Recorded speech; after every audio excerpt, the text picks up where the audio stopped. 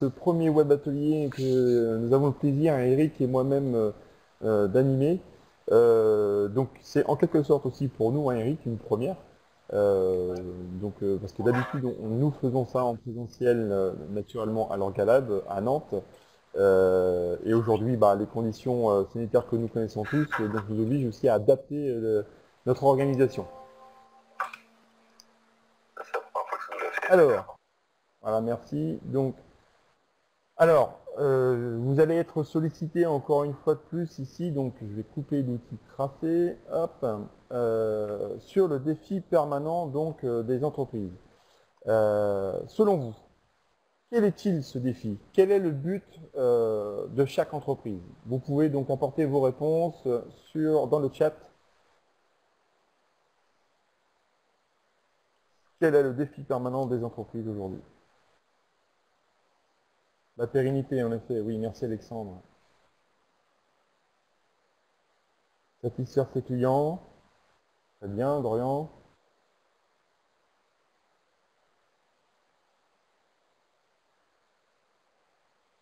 Gagner de l'argent, oui. Ouais. Servir les clients, en effet. SQCDP, Ah, oui. SQCDP, intéressant. Assurer la rentabilité de l'entreprise. Satisfaire la Merci demande Maurice. client.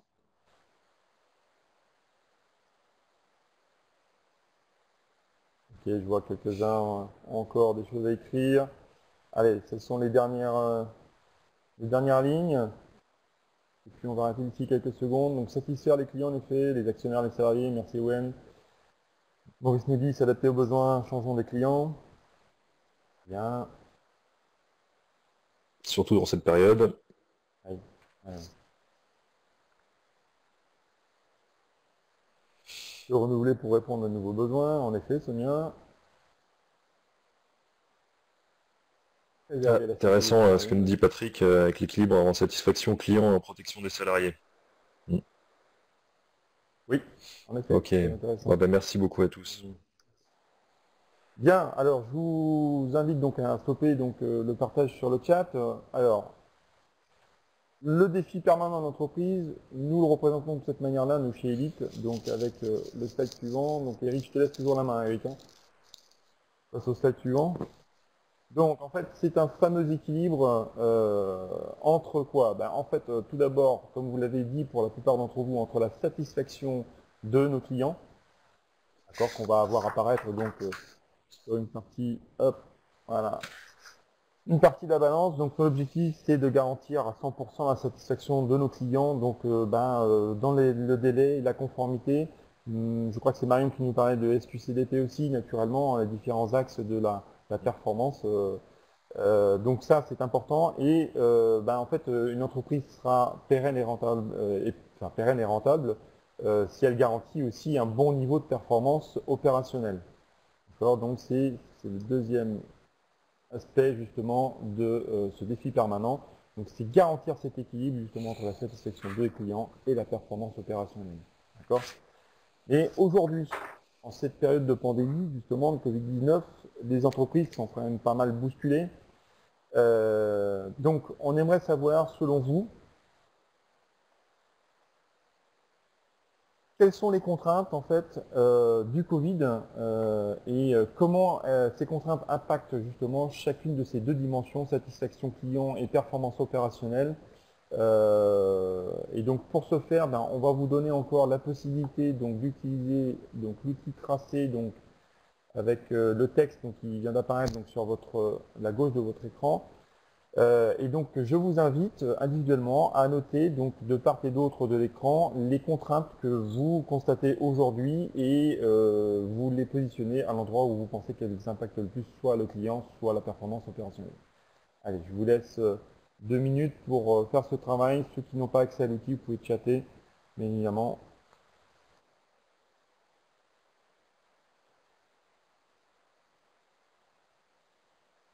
Ok, perte de productivité liée aux contraintes sanitaires. Oui, en effet. Contraintes d'approvisionnement, oui, en effet, respecter ces contraintes-là pour le client.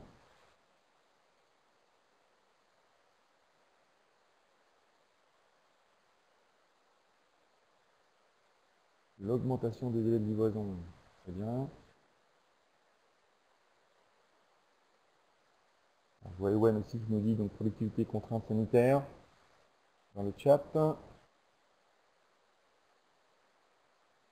Aurore nous dit l'absence de salariés, en effet c'est une difficulté pour un bon nombre d'entreprises, donc de devoir adapter l'organisation en tenant compte éventuellement du chômage partiel, voire pire. Le coût du matériel sanitaire, naturellement, oui. La productivité, contraintes sanitaires en lin, ok. Très bien. Absence de salariés. Fournir des produits propres, oui, au sens propre.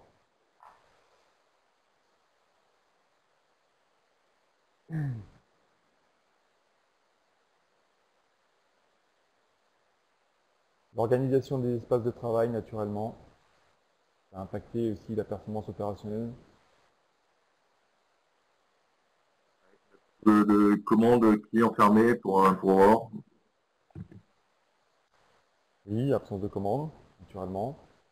La difficulté pour la plupart de nos clients aussi, aujourd'hui, qui se concentrent aussi à adapter leur organisation de leur côté pour tenir compte des contraintes sanitaires, naturellement. Alors il y a Louis qui nous parle de la casse produit. Oui.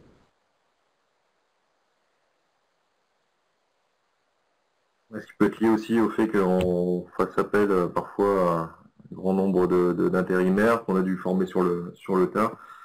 Il y a plusieurs entreprises qui sont concernées par cela.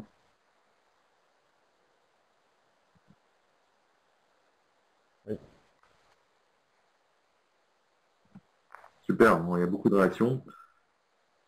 Besoin de plus de place pour respecter la distance physique, bah oui, on le vit, on est dans 2 pièces séparées, David et moi.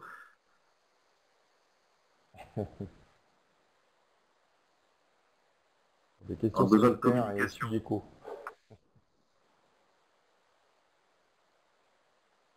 Implantation des postes de travail, oui en effet, c'est...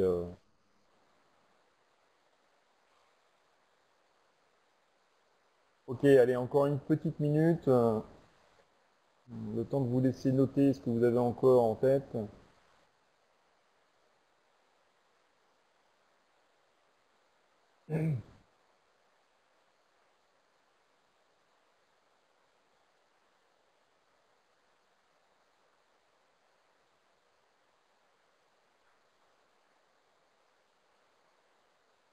Alors, difficulté de transport, donc ok, très bien.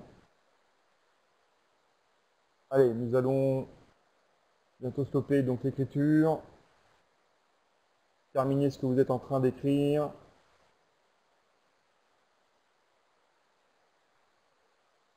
Je vois Aurore qui dit le télétravail avec ses avantages et ses inconvénients, naturellement, ça peut aussi impacter la performance opérationnelle.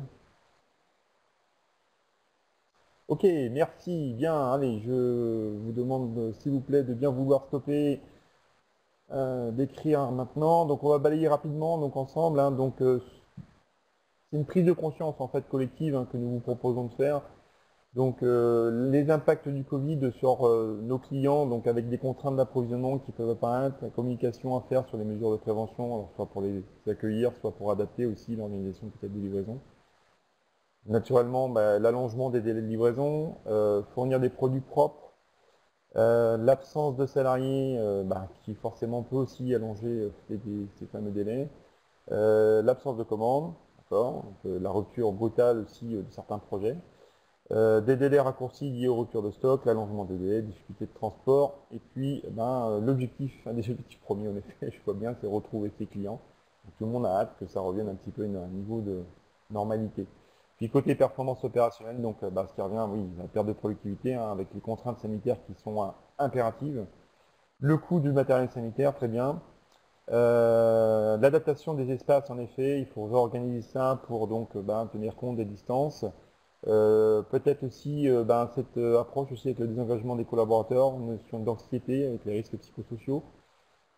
Réimplantation des postes de travail, je vais en parler aussi avant. L'ambiance, la cohésion d'équipe, oui, la distanciation fait que on a développé aussi un peu plus le télétravail, donc on a toujours le contact visuel, mais moins physique, donc Ça joue quand même pas mal aussi. Et besoin de plus de place, ok, distance physique, la performance des échanges, le travail en équipe. Très bien. Bien, merci à tous. Alors, pour conclure en fait sur ça, ce qu'on veut dire nous avec Eric, c'est que on souhaite en fait exploiter tout ceci, toutes ces nouvelles contraintes qui apparaissent, comme de nouvelles opportunités en fait. Voilà. Et pourquoi on vous dit ça? Parce qu'en fait, au cours de ces dernières semaines, en fait, on a donc échangé avec certains de nos partenaires et clients. Et donc, on a quelques exemples justement qu'on souhaiterait vous partager, vous dire qu'en fait, tout ça, tout ceci, c'est pas non plus forcément un coup de massue, c'est une formidable expérience, une formidable opportunité à saisir pour nos entreprises. Alors, on Exactement. va stopper, hop, on va passer à la planche suivante avec Eric. Donc, on a essayé de recenser les C'est parti. quelques exemples qu'on a pu constater auprès de nos clients et même qu'on a pu vivre nous directement avec notre activité.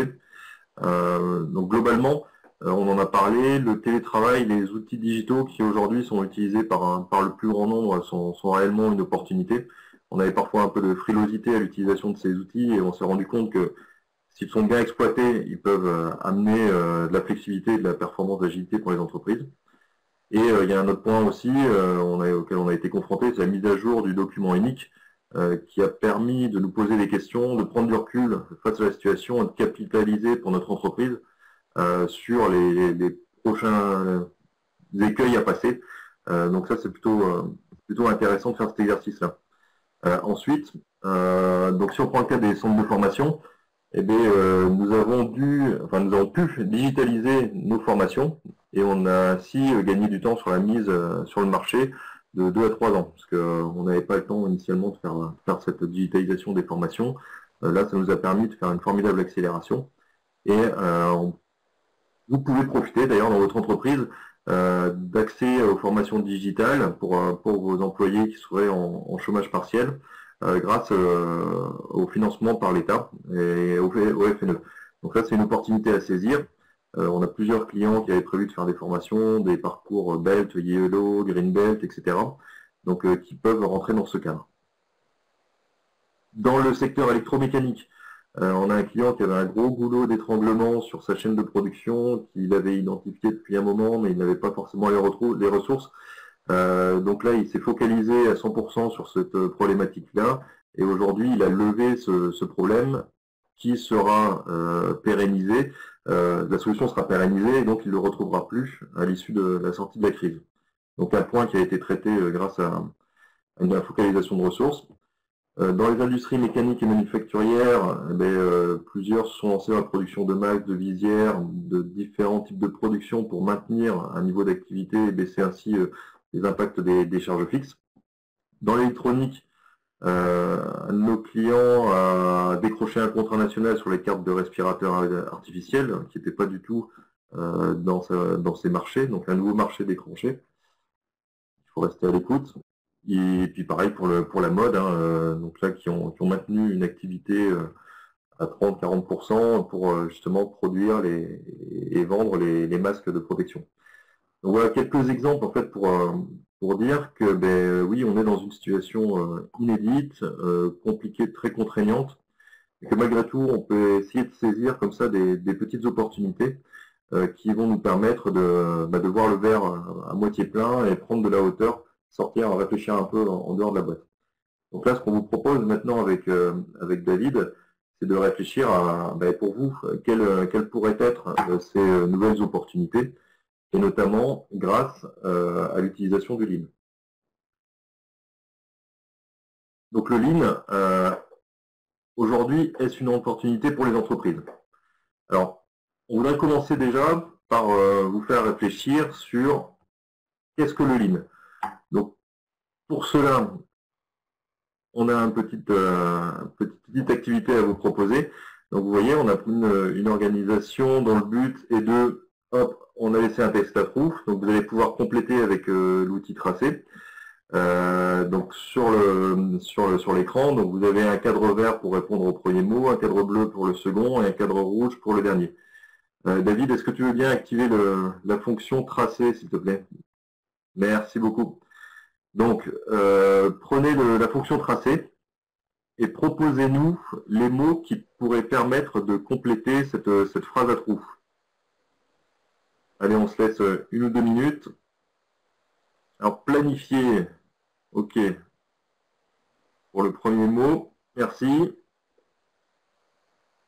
Et gaspillage, tiens, on est dans le thème.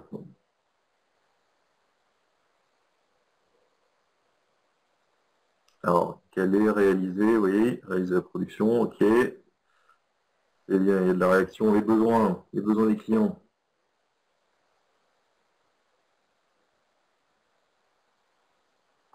Hop, les pertes, oui, gaspillage, perte, on retrouve. Super, merci.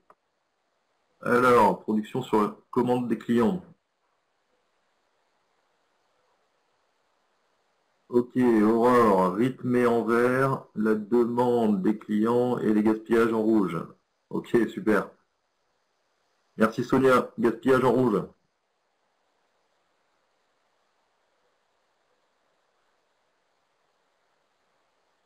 Rythmé, super, ça réagit bien. Merci à tous. Ok. Eh bien, on y est, hein, on y est sur la définition du Lean. Donc, je vous propose de la découvrir. Hop, organisation dont le but est de rythmer la production sur la demande réelle des clients en supprimant ou en limitant les gaspillages.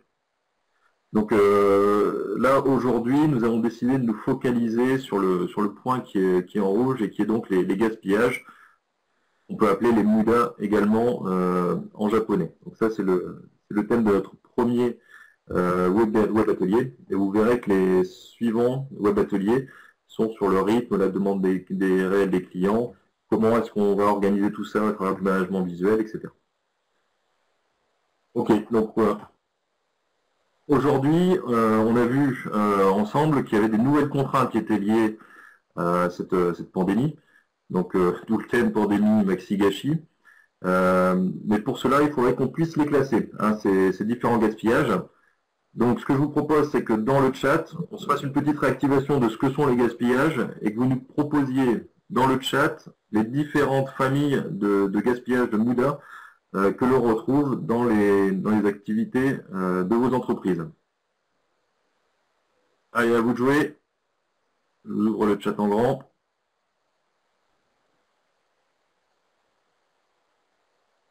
Alors, Patrick, intelligence, est-ce que vous pouvez préciser? Marion, Timwood, excellent, en anglais.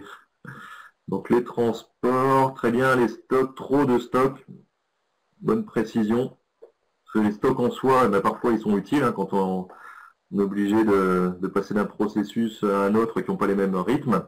La non-qualité, merci Maurice, les pannes, Aurore, la qualité. Alors, la non-qualité peut-être.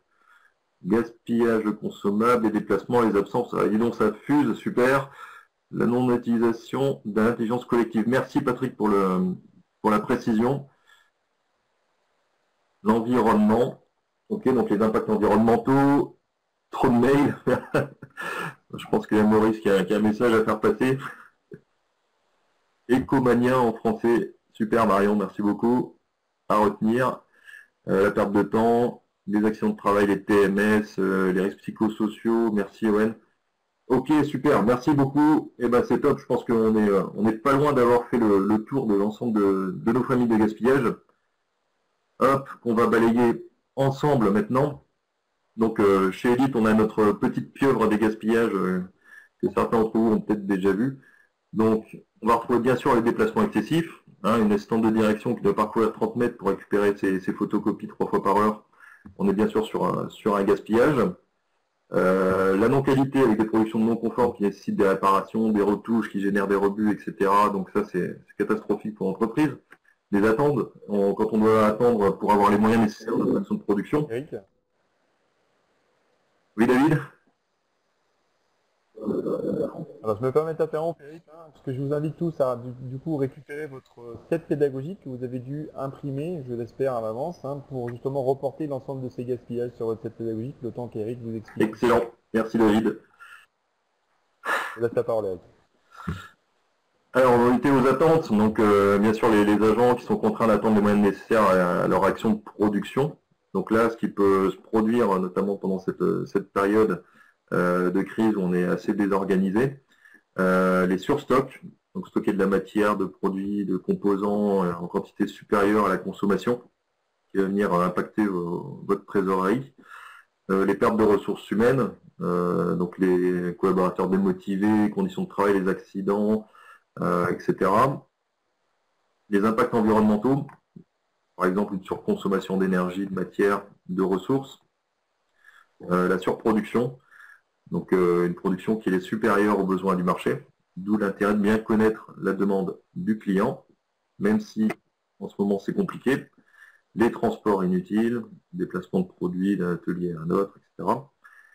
Et les opérations superflues, par exemple monter des pièces pour les démonter ensuite, ce qui n'apporte aucune valeur ajoutée au produit. On vous laisse quelques secondes pour noter ces 9 gaspillages sur votre set pédagogique. Et on continue.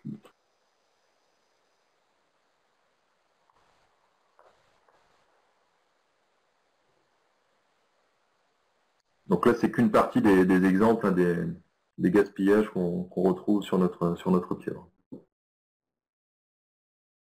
Et ça s'adapte à tous les types d'entreprises et ça marche partout. C'est pour ça qu'on voulait vous donner ce petit outil.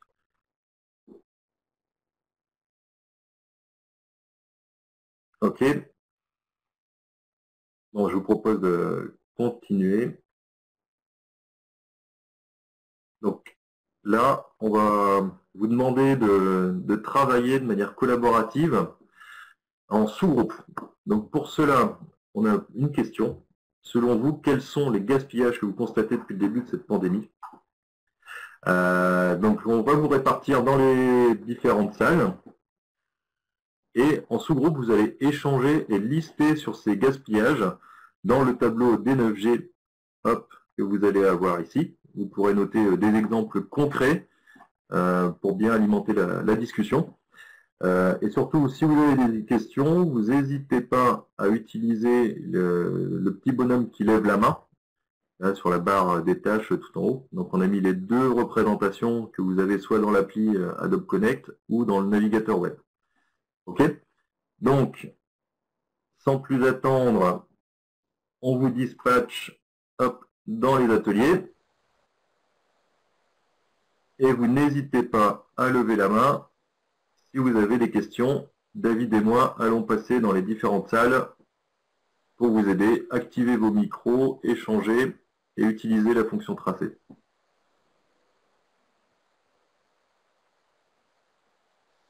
Ok, super. Bon, ben merci beaucoup pour ce travail.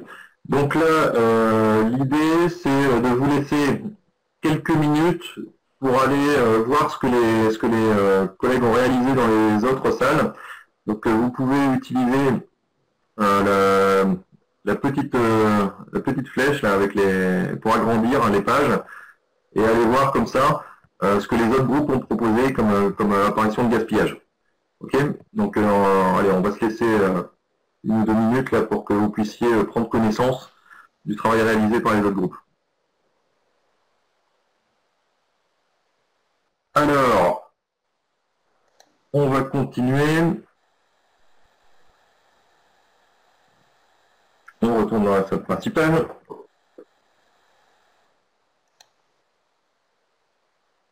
Et ce qu'on vous propose maintenant, c'est de répondre rapidement à un petit sondage hein, par rapport à ce que vous avez pu voir avec les personnes de votre groupe et dans les autres groupes. D'après vous, quelles sont les 2 à 3 familles de gaspillage les plus pénalisants pour votre organisation? Ah, ça bouge bien déjà. Une perte de ressources humaines là, qui est en train de prendre la tête.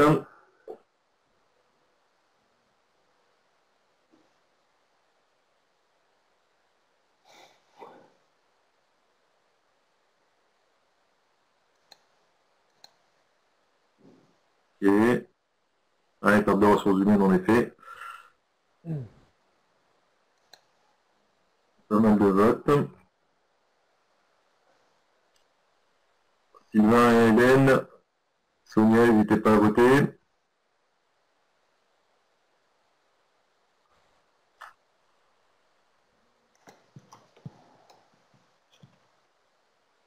Ok, parfait. Allez, on va mettre fin au sondage.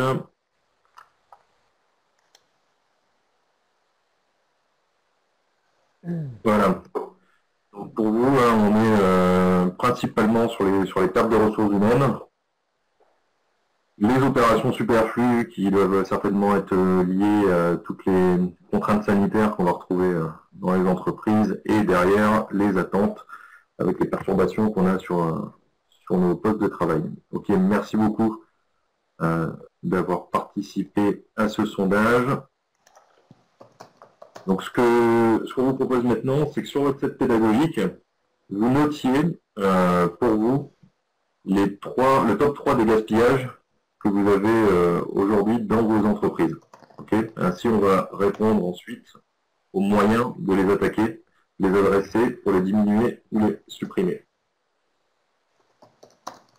On vous laisse quelques secondes. Et je laisse la main à David.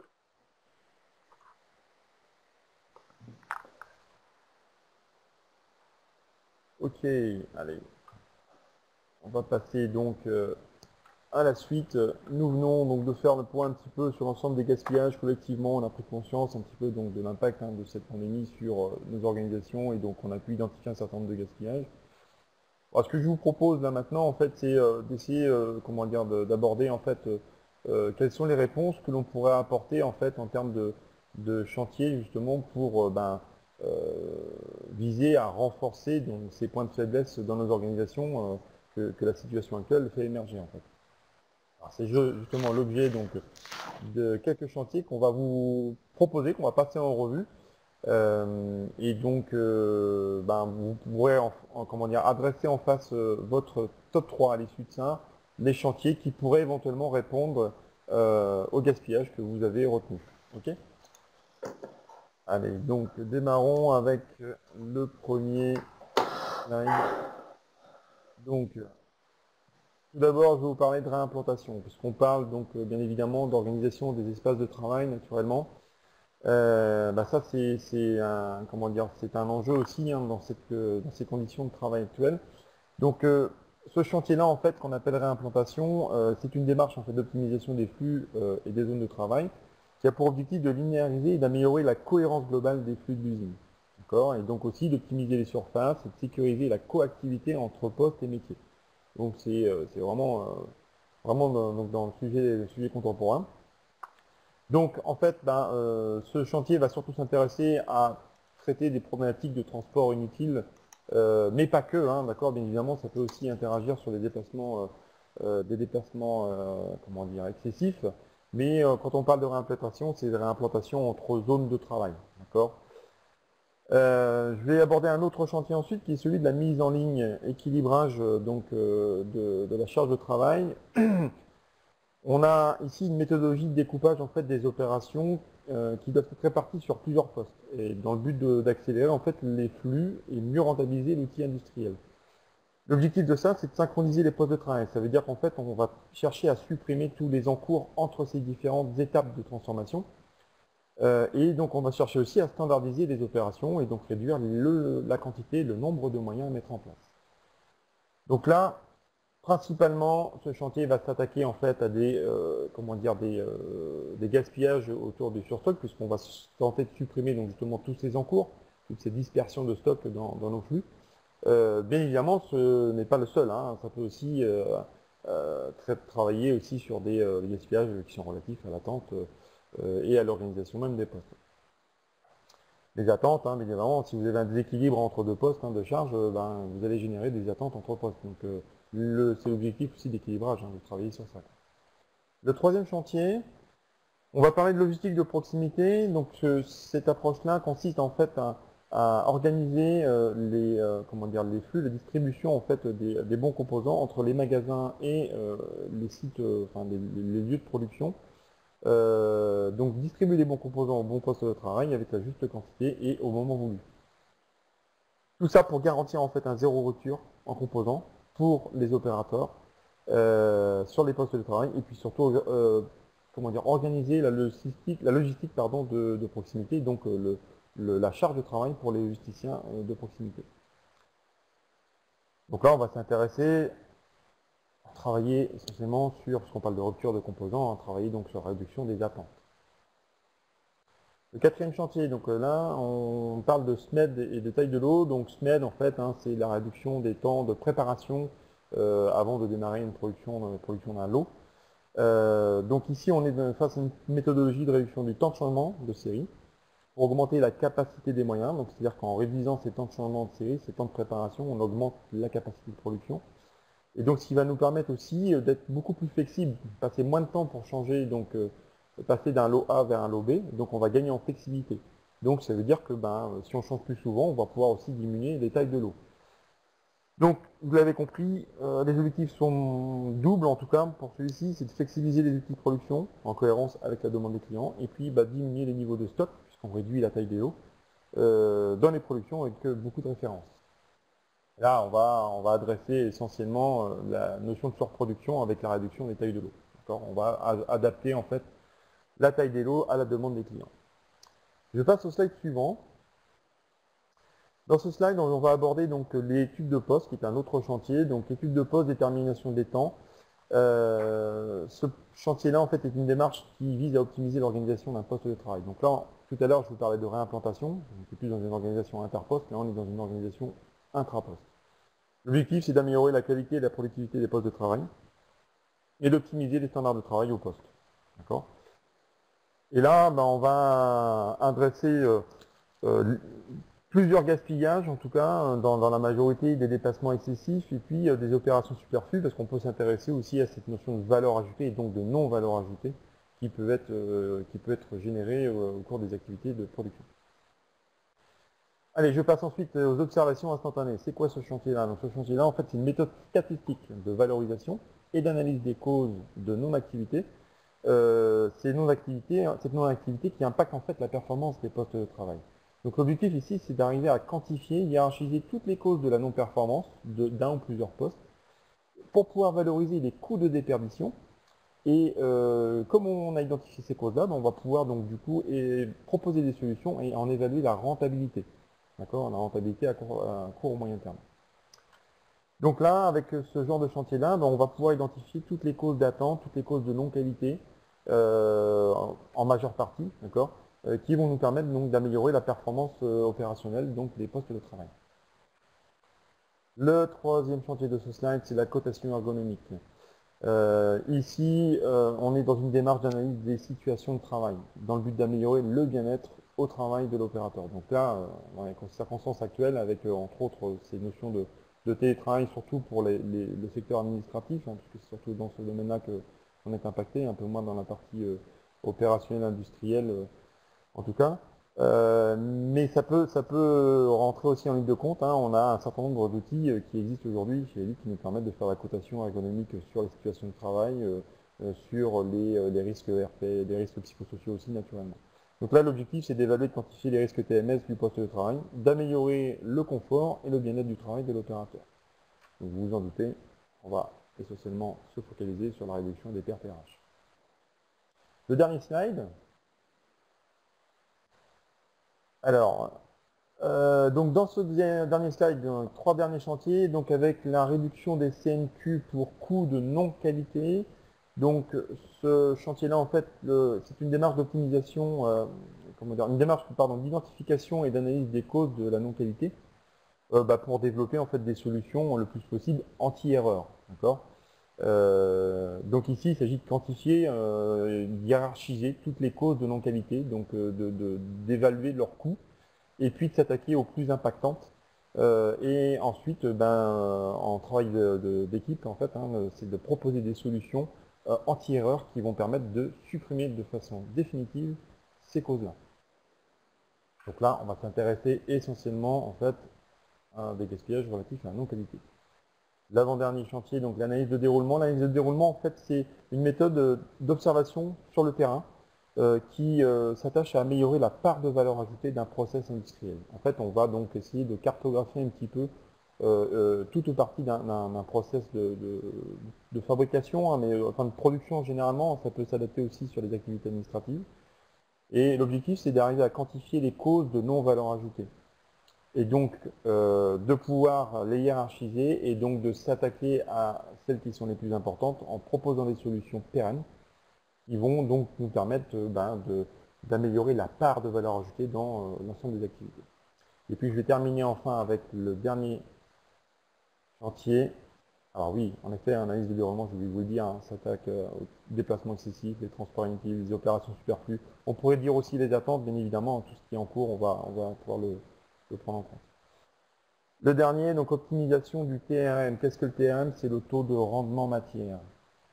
Donc en fait, le taux de rendement matière, en fait, c'est une, cette démarche vise à optimiser le volume brut de matières premières nécessaires à la réalisation de produits. On pourrait très bien envisager une approche similaire avec les flux d'informations aussi. Quelles sont les données essentielles pour pouvoir réaliser l'activité aussi. Et donc se poser la question sur ce qu'on a vraiment besoin au minimum. L'objectif ici, c'est de quantifier et hiérarchiser les causes dégradant le rendement matière, donc la surconsommation, et de réduire le volume de chute matière non utilisée. Là, on va adresser principalement l'impact environnement, mais il y a plein d'autres gaspillages aussi qui peuvent être adressés dans ce cadre-là. On peut parler de non-qualité aussi éventuellement. Voilà pour l'ensemble des chantiers. En fait, avec Eric, on a choisi donc ces 10 chantiers pour pouvoir balayer l'ensemble des différents gaspillages. Et donc, pour vous dire aussi tout simplement que chacune de ces familles de gaspillage peut trouver une réponse, une solution au travers de ces exemples de chantiers. Il y en a plein d'autres. On voulait surtout vous partager ceci. Alors, pour récapituler ce qu'on vient de se dire très rapidement, parce que le temps nous est compté, réimplantation, on va adresser le transport inutile. La mise en ligne, équilibrage, plutôt les surstocks. Logistique de proximité, on va s'intéresser aux attentes, donc les ruptures de composants, ruptures d'informations. SMED et taille de lot, là on va s'intéresser à ajuster donc bien évidemment nos tailles de lot sur la demande des clients et puis donc flexibiliser l'outil de production pour qu'il soit capable d'absorber plus de variété. L'étude de poste va adresser des opérations superflues, les déplacements excessifs. Donc là, on est vraiment dans l'analyse des standards de poste standard en fait. Des observations instantanées vont nous permettre d'identifier donc les causes de non-productivité relatives aux attentes, à la non-qualité. La cotation ergonomique, avec les pertes RH. Je termine, réduction des coûts de non-qualité avec la non-qualité, évidemment. L'analyse de déroulement va s'intéresser au transport inutile, opérations superflues, déplacements excessifs, et enfin pour terminer, l'optimisation utérine avec l'impact environnemental. Voilà. Je vous invite à noter en fait en réponse aux 3 gaspillages que vous aviez notés dans votre top 3, à noter les chantiers qui pourraient apporter des éléments de réponse à ces gaspillages-là. Je vous laisse quelques secondes avant de passer la parole à Eric.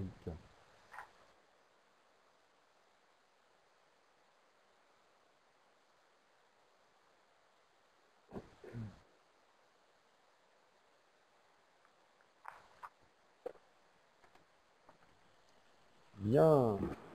J'espère que vous avez eu assez de temps. Je vous propose de passer à la suite. Eric, je te laisse la parole.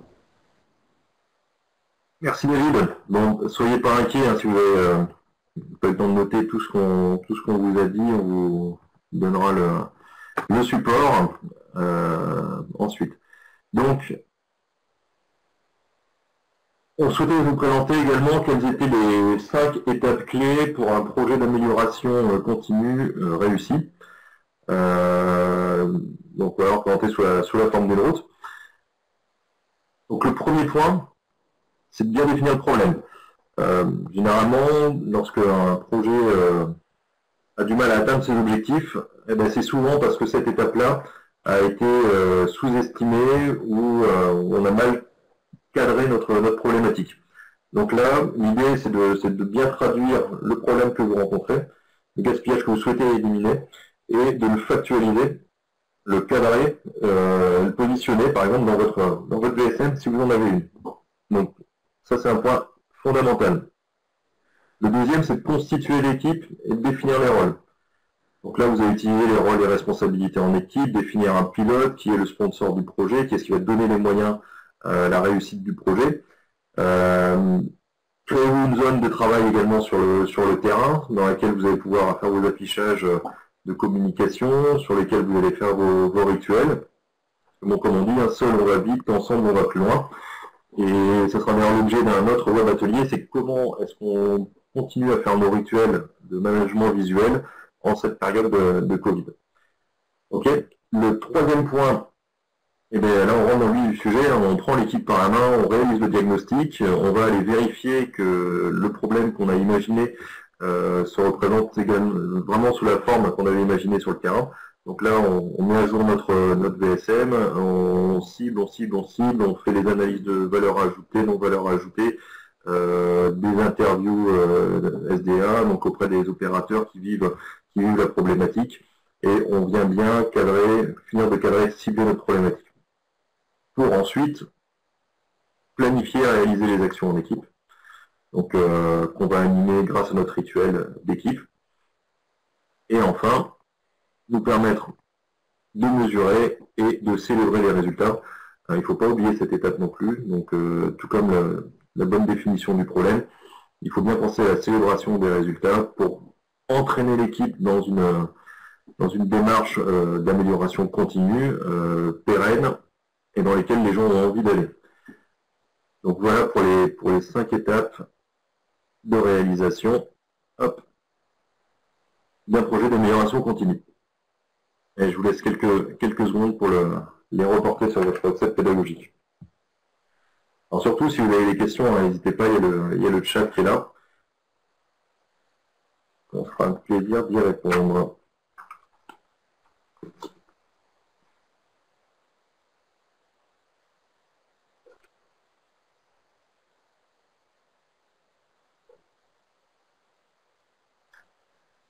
Ok, et on continue.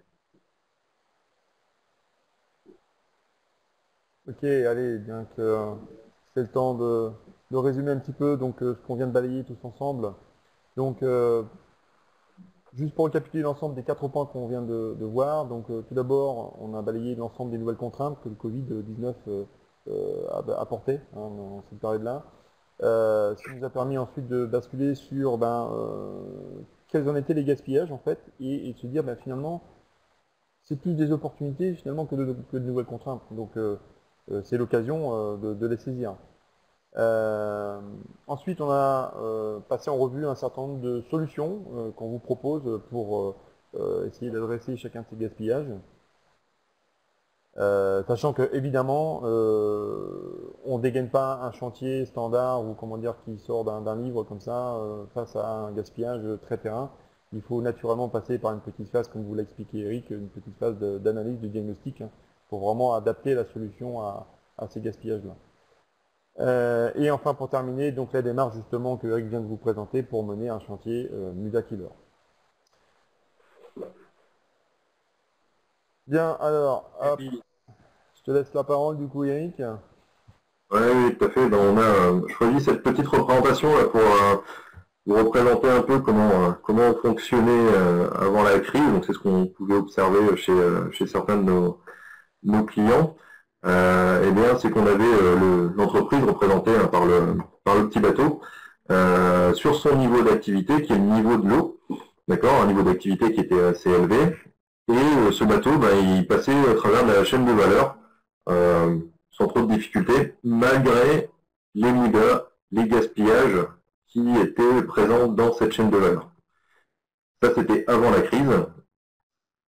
Par contre, ce qu'on voit aujourd'hui, là, c'est que notre bateau, notre entreprise, là, on a l'activité qui a baissé, et cette baisse de niveau de l'eau, ça fait ressortir les différents gaspillages qu'on avait déjà, et qui viennent maintenant poser de vrais problèmes. Donc c'est pour ça qu'on est convaincu que là, aujourd'hui, pour les entreprises, c'est une réelle opportunité d'aller travailler sur ces gaspillages qui étaient présents, qui d'ailleurs, si on ne change pas le procédé resteront présents, et donc permettront, une fois qu'ils seront traités, et que l'activité sera repartie, de repartir avec une meilleure performance que celles qu'on pouvait avoir avant la crise.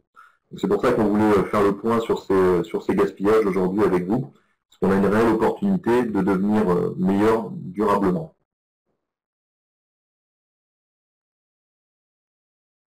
Donc ça, c'était pour résumer un peu de manière imagée. Donc ce qu'on vous propose là maintenant, pendant qu'on va finaliser ce premier web atelier, c'est, si vous le voulez bien, vous connecter grâce au lien là, que nous venons de faire apparaître au post LinkedIn et résumer en quelques mots-clés le web atelier que vous venez de vivre. Donc je vous laisse vous connecter et on vous laisse commenter le post LinkedIn. Alors je rappelle que nous sommes aussi présents hein, sur Facebook. Et donc voilà, on parle de ces web ateliers, donc n'hésitez pas à parler de nous, de partager votre expérience évidemment, même après ce web atelier.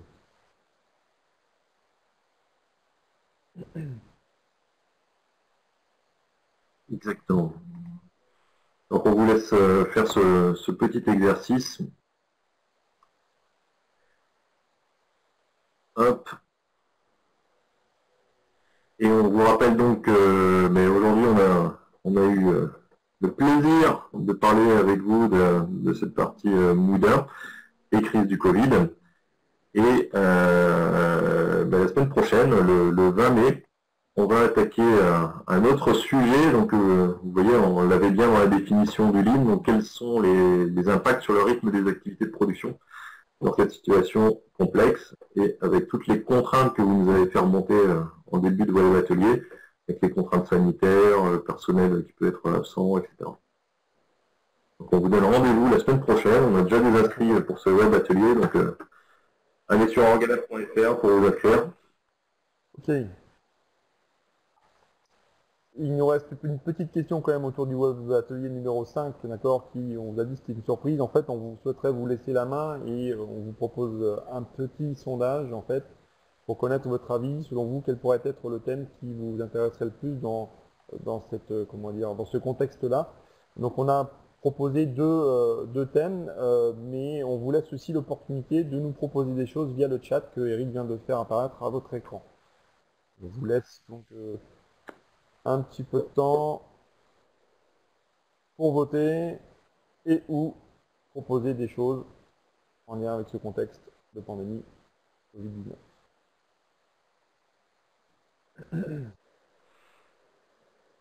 Merci Maurice, à bientôt, nous dit au revoir.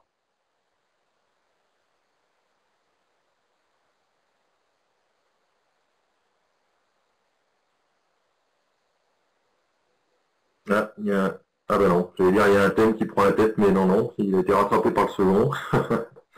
On était à 50-50. Ah, ça se déséquilibre un peu. 50-50.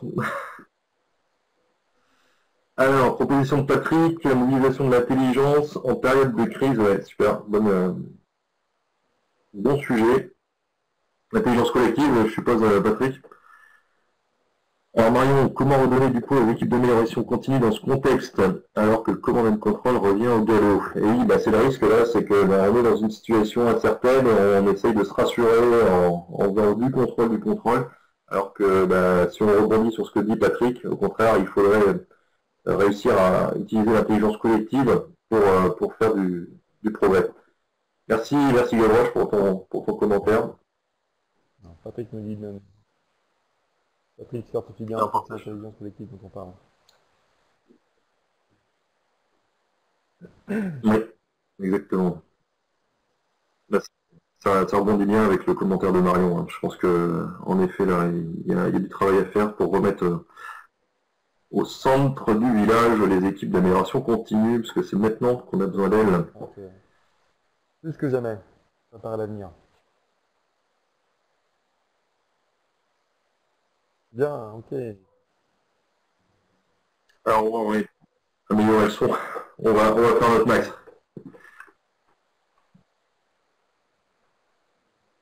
Alors Mike, redynamiser les équipes et les projets d'amélioration. Ok, donc tu abondes dans le sens de Marion, super. Bon, ben parfait, merci beaucoup. Hop, on va terminer le sondage, comme ça vous voyez que on a les 4 étapes d'une démarche lean qui est en tête.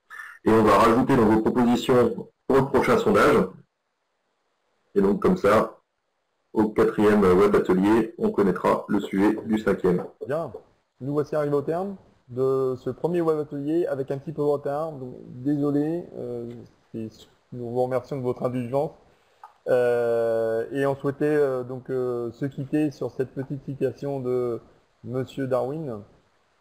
Eric, si tu veux l'afficher. Voilà, donc merci à tous. N'oubliez pas, n'hésitez surtout pas à laisser un commentaire sur nos différents réseaux sociaux. Facebook, LinkedIn, notre chaîne YouTube. Et nous espérons très chaleureusement vous retrouver pour le prochain web atelier la semaine prochaine. N'oubliez pas, même horaire, mais le vendredi prochain. À très bientôt à tous. Merci beaucoup. Abonnez-vous à nos chaînes. Merci à tous. Likez. Au revoir. Et puis à la semaine prochaine.